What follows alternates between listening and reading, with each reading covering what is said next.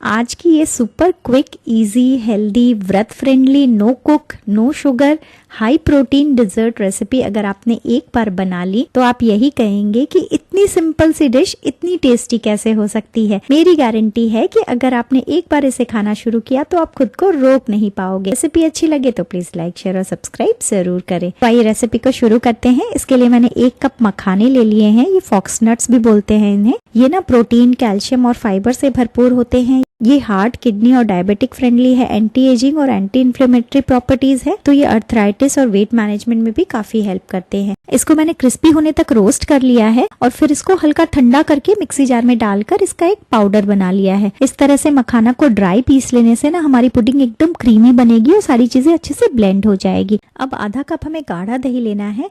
आप ना दही को टांग कर उसका एक्स्ट्रा पानी निकाल दें। बस एकदम चक्का दही की जरूरत नहीं है, बस गाढ़ा दही होना चाहिए ताकि दही की जो खटास है ना वो अच्छे से निकल जाए। मेरे पास दही को टांगने का टाइम नहीं था तो मैंने यहाँ पर ग्रीक योगर्ट यूज कर लिया है। अब 1/4 कप दूध में ना मैंने थोड़ी सी केसर को क्रश करके भिगा कर रख दिया था, तो बहुत ही अच्छा सा कलर और खुशबू आई है, वो भी हम इसमें डाल देंगे। थोड़ा सा दूध मैंने गार्निशिंग के लिए रख दिया है। आज हम केसर पिस्ता मखाना पुडिंग बना रहे हैं, तो मैंने यहाँ पर थोड़े से ना अनसॉल्टेड वाले पिस्ता को भिगा कर रख दिया था।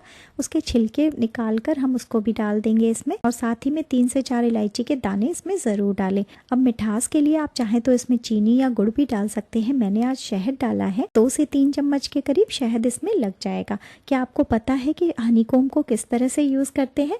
ये देखिए, जैसे ही मैंने इसको रोका ना तो शहद गिरने लगा, और जैसे ही हम इसको घुमाएंगे तो ये शहद गिरना बंद हो जाएगा।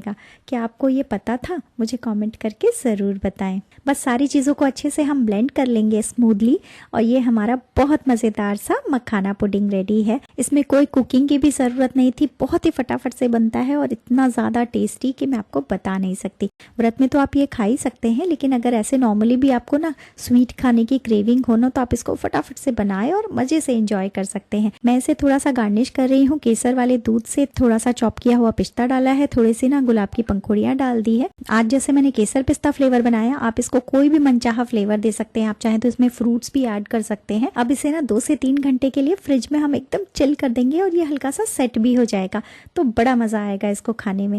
आज की रेसिपी इतनी सिंपल और इतनी टेस्टी है ना कि इसे तो ट्राई करना बनता है। अभी महाशिवरात्रि और फिर नवरात्रि भी आने वाले हैं, तो आप एक बार इसको जरूर ट्राई करें। तो आज की रेसिपी कैसी लगी मुझे कमेंट करके जरूर बताएं। मिलते हैं मेरे नेक्स्ट वीडियो में। Till then take care, bye.